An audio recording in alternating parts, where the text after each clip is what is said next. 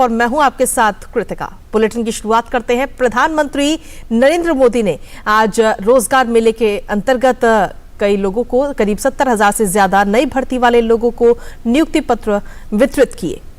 रोजगार सृजन को सर्वोच्च प्राथमिकता देने की प्रतिबद्धता के तहत पीएम मोदी ने वर्चुअल माध्यम से ये नियुक्ति पत्र दिए हैं। देश भर में 44 स्थानों पर रोजगार मेला आयोजित किया गया।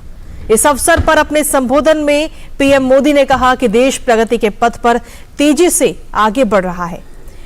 साथ ही पीएम मोदी ने कहा कि भारतीय अर्थव्यवस्था के अगले कुछ सालों में दुनिया की टॉप 3 अर्थव्यवस्था बनने की संभावना जताई जा रही है। इससे रोजगार के अवसर और सामान्य नागरिक की आय दोनों बढ़ेंगे। आपने देखा है कि भारत सिर्फ 9 वर्षों में दुनिया की 10वें नंबर की अर्थव्यवस्था से 5वें नंबर की अर्थव्यवस्था बन गया है। आज हर एक्सपर्ट ये कह रहा है, कुछ ही वर्षों में भारत दुनिया की टॉप 3 इकोनॉमी आ जाएगा। टॉप 3 इकोनॉमी में पहुंचना ये भारत के असामान्य सिद्धि बनने वाला है। यानी हर सेक्टर में रोजगार के अवसर भी बढ़ने वाले हैं और सामान्य नागरिक की आय भी बढ़ने वाली है।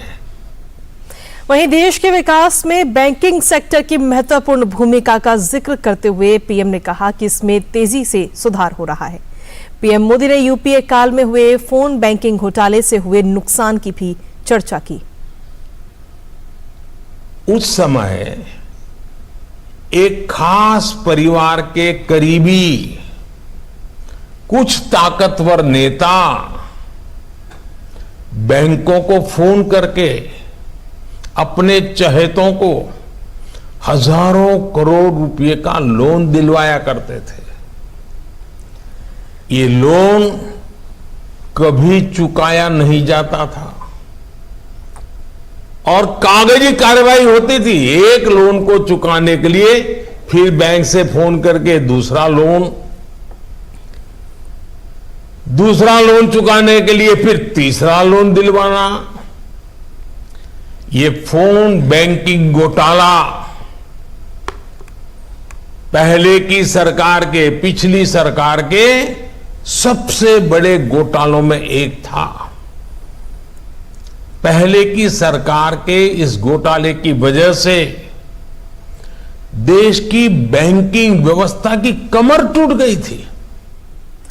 वहीं प्रधानमंत्री नरेंद्र मोदी ने बैंकिंग क्षेत्र में सुधार के लिए उनकी सरकार द्वारा किए जा रहे कामों को गिनाया।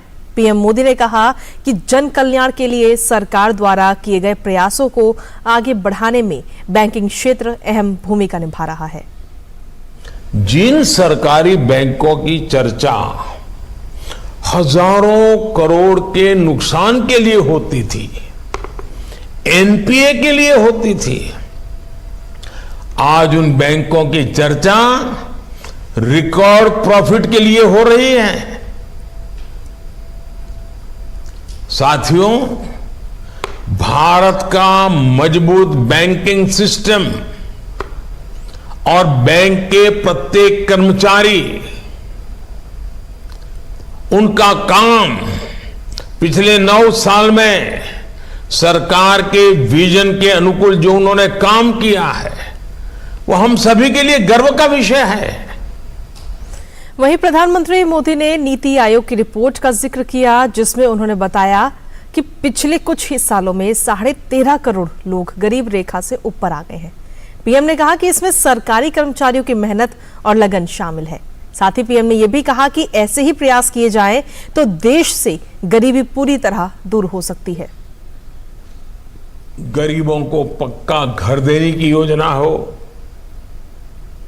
गरीबों के लिए शौचालय बनाने की योजना हो, गरीबों के घर में बिजली कनेक्शन देने की योजना हो, ऐसी अनेकों योजनाओं को हमारे सरकारी कर्मचारी ही गांव गांव घर घर जन सामान्य तक लेकर गए। जब ये योजनाएं गरीब तक पहुंची तो गरीबों का मनोबल भी बहुत बढ़ा, विश्वास पैदा हुआ। ये सफलता इस बात की प्रतीक है कि हम मिलकर भारत से गरीबी दूर करने के प्रयास बढ़ाएं तो भारत से गरीबी पूरी तरह से दूर हो सकती है।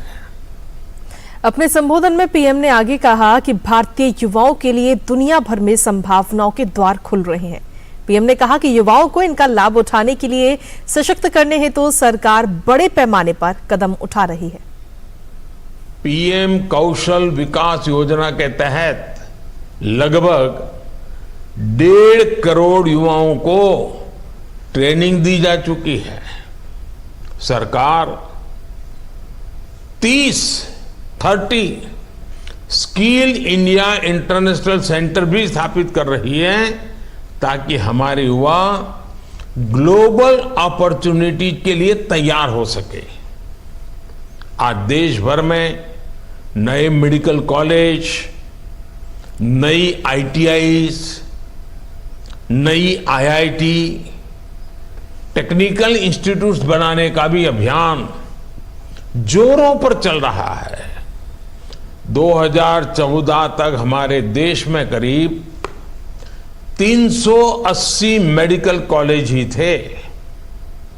पिछले 9 वर्षों में ये संख्या 700 से अधिक हो चुकी है। वहीं प्रधानमंत्री